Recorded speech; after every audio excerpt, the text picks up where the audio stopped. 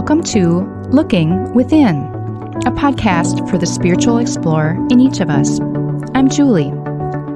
I love to explore the inner life using contemplative practices, and I love to help others to do the same. In our time together, I hope you gain a sense of hope, meaning, joy, and love. As a Christian spiritual explorer, I hope to offer some thoughts to help you see God's presence and activity in ever-expanding ways. As you listen, ponder, and experience the divine, feel free to use the spiritual perspective you are most comfortable with in our practice today. Now, let's begin.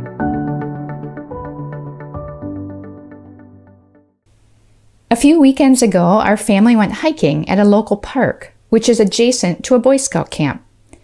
It was a hot and humid day, but the exercise, good company, and wooded trails and outlooks over the 40-acre lake reservoir more than made up for any discomfort from the sticky heat. As we left the parking lot and headed down the road towards the main highway which would take us home, we saw a deer bound across the road in front of us and then disappear into a field of very tall grass. Deer have such a fabulous and beautiful way of running, don't they? Before driving beyond that part of the field, we could see the deer repeatedly disappear below the level of the tall grass, then reappear as it leapt up and forward as it ran. Googling and reading a bit more about them after getting home, I see that seeing a deer is often considered good luck, and that in many cultures, the white stag is a symbol of spiritual renewal. Our family has seen so many deer lately, even right in our neighborhood in broad daylight. Other than their habit of eating some of my perennials, I love seeing deer, especially if they mean good luck and remind me of spiritual renewal. To be renewed in the spirit sounds so refreshing, so filling, and so wonderful, as it brings to us a greater sense of God's presence, peace, joy, and love. In a word, renewal can remind us of abundant life. Thank you to that deer for reminding me of all of this. Speaking of renewal and abundant life, today I have a quote to share that I spotted a few months back. I've shared it in a group session recently, and there were several phrases in it that resonated with people. The words come from Ann Starrett, Director of Spiritual Formation for a Methodist church in North Carolina. She was writing about the welcoming prayer, but I think her words are helpful for any of us as we observe our life and daily spiritual journey for glimpses and experiences of God's presence and activity, and as we long to sense and live out Jesus' promise of abundant life. Here are Starrett's words regarding a few of her daily practices. Quote, I embrace and consent to sitting at the feet of my own life and be taught by it, that I might be molded and shaped into the image of Christ and live a simple, abundant life, one overflowing with peace and joy in the moment. End quote. Multiple people in the session I shared this at were struck by the phrase, sitting at the feet of my own life and be taught by it, that I might be molded and shaped into the image of Christ. The Bible, inner nudges from God, the words of others, circumstances that come our way, things that we read, all of these help us to interpret our journey. But our own conscious observation of our own life is our main spiritual practice. Our life provides the material from which we learn and in which we spot God at work to shape and mold us.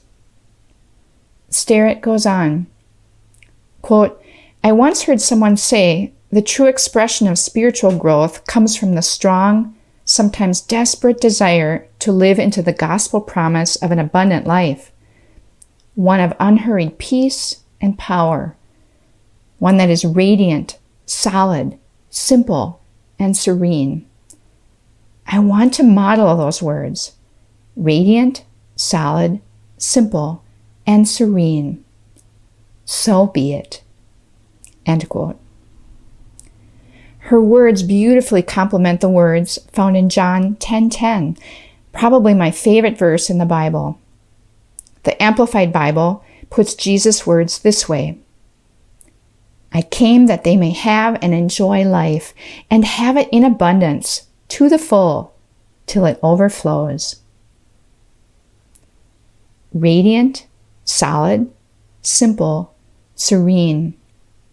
Starrett's words seem like a wonderful fit for how Jesus might describe this abundant life that he wants us to have. All of these are inner qualities that can grow in us, despite the outer circumstances that surround us. All of these qualities describe a person that we enjoy and benefit from being around. They likely describe the joy-filled and enlivened person we'd like to be for others. How important it is in the current time that we're in to keep in front of us Jesus' promise that renewed, peace and joy-filled abundant life can be ours as a daily gift from God. Let's think about that during our quiet moments together. In this quiet space and time, I'd invite you to gently close your eyes and to take a few deep breaths in and out. In and out. I'll ring the bell, which will call you to look within. Hear the sound of the bell now. Let it center you. Let it awaken you to God's presence.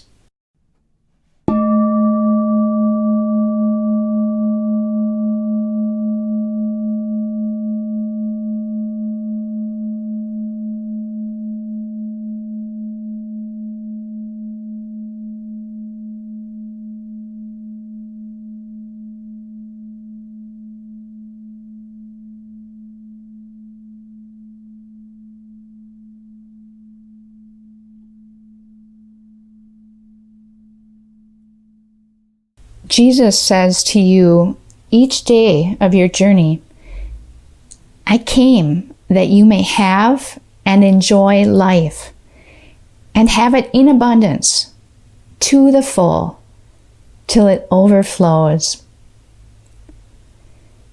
You may be facing immense personal challenges right now. Our world is walking through a challenging, even turbulent time. But as we listen carefully, in the quiet, in nature, when in prayer or meditation, or in the words of a caring fellow journeyer, the words of Jesus rise above all the turbulence. I came to bring you abundant life, radiant, solid, simple, serene.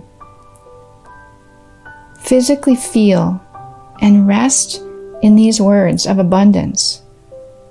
Radiant, solid, simple, serene. I'll be back with you in about 3 minutes.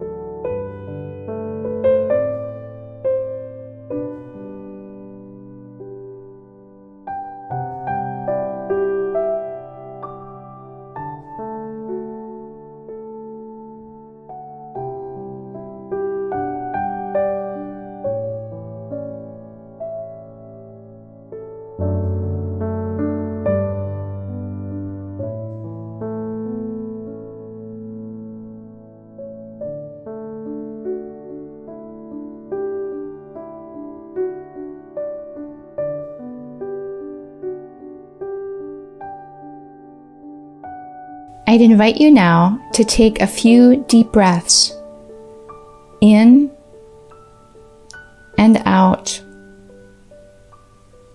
in and out.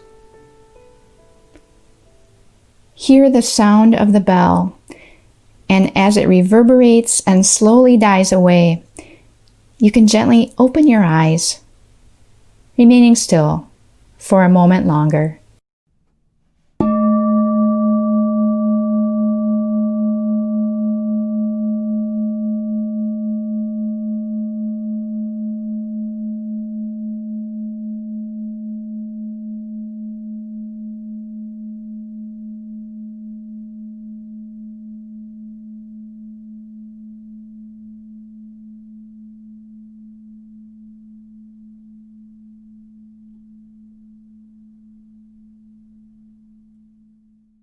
Spiritual renewal, abundant life. The next time you see a deer, think of these wonderful aspects that can be a part of your inner journey. May we live out and model the abundant life that Jesus came to give. He lived in an equally turbulent, uncertain, challenging time in history. Yet, he modeled a life of care and compassion for others, and displayed an unhurried peace and power that touched so many. His grounded inner life, so connected to God, created an outer abundance of beauty and love. May we look to him for help and guidance in how to help a hurting world through our own radiant, solid, simple, and peace-filled lives.